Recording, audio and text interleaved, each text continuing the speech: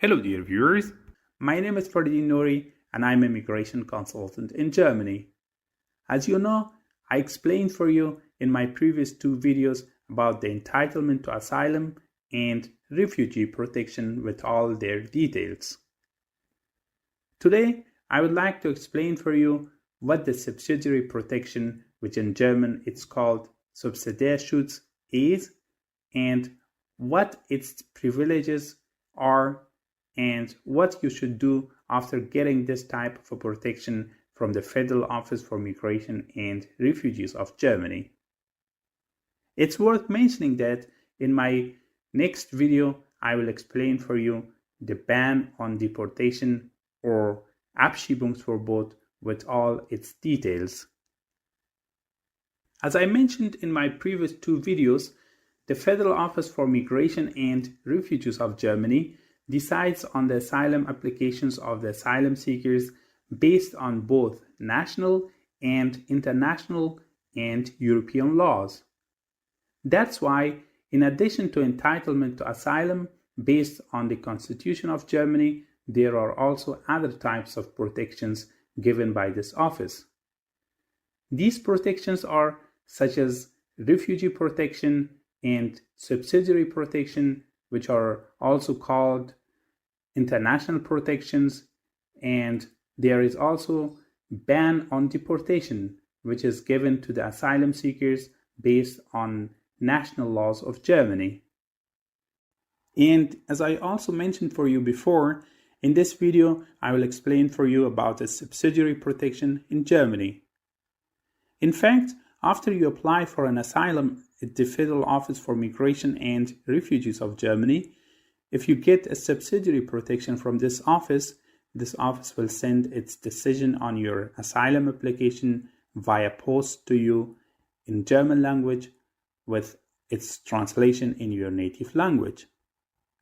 In this decision, this office will write to you the type of protection you have got, the reasons for this type of a protection you have got, and your rights and duties with this type of a protection.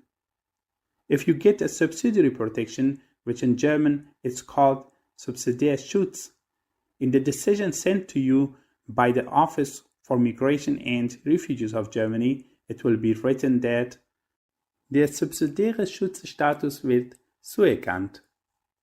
This type of a protection is given to the asylum seekers based on a European Union Qualification Directive, which in German means EU Qualifikationsrichtlinie.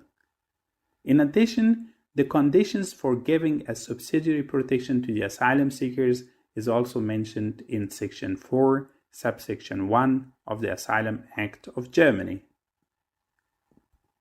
The asylum seekers get a subsidiary protection when they can neither get a refugee protection nor an entitlement to asylum, and they are threatened with a serious harm in their country of origin.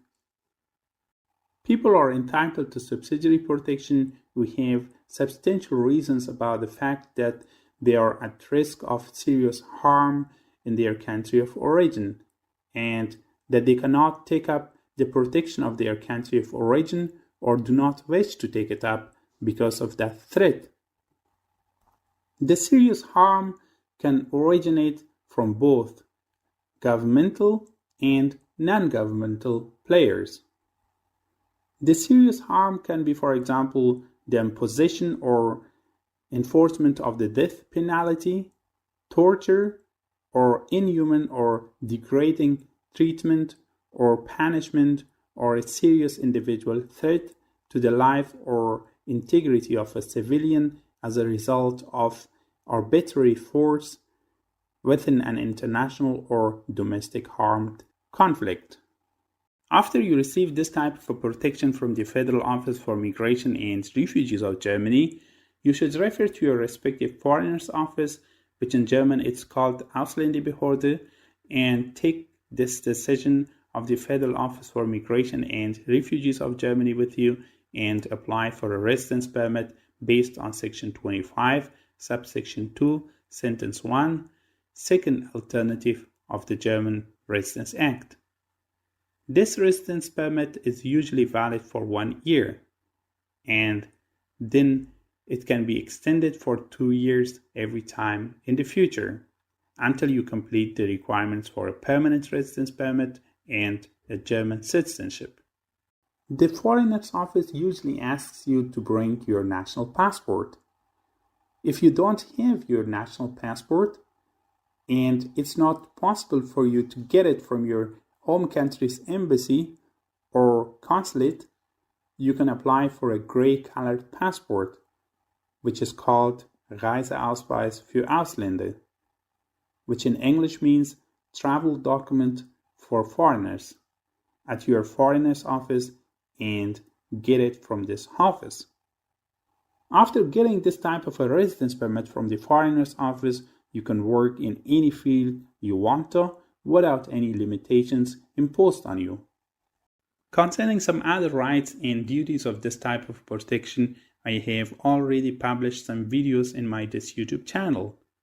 For example, concerning the fact that how you can get a German permanent residence permit or a German citizenship with this type of a protection, and so on.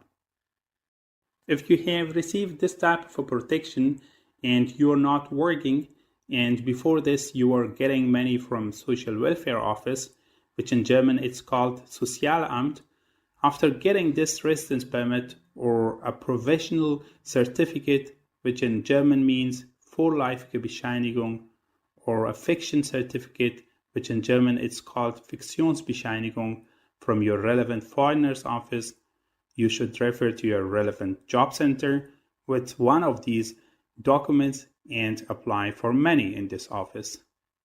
And after this, you will get your monthly contributions from your relevant job center. If you haven't attended the German integration course yet, the Foreigners Office or the job center will give you the permission to attend it.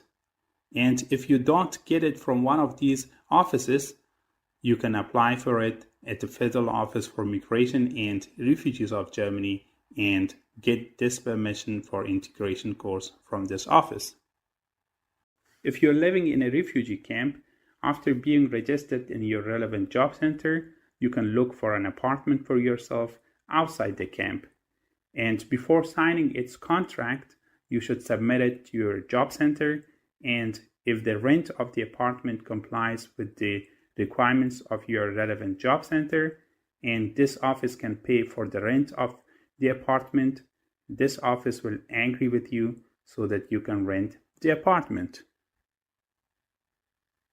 Then you should also apply in your relevant job center for the money you will pay for the advanced money or caution of the apartment. Your job center will then give you this advanced money for the apartment as a loan and will take it back from your monthly job center contributions in small amounts. After the job center agrees with you about the rent of the apartment and sends you a confirmation about it, you can sign the apartment rental contract and rent it. You can also apply for basic equipment for your new apartment and for your relocation costs in your new apartment in your relevant job center.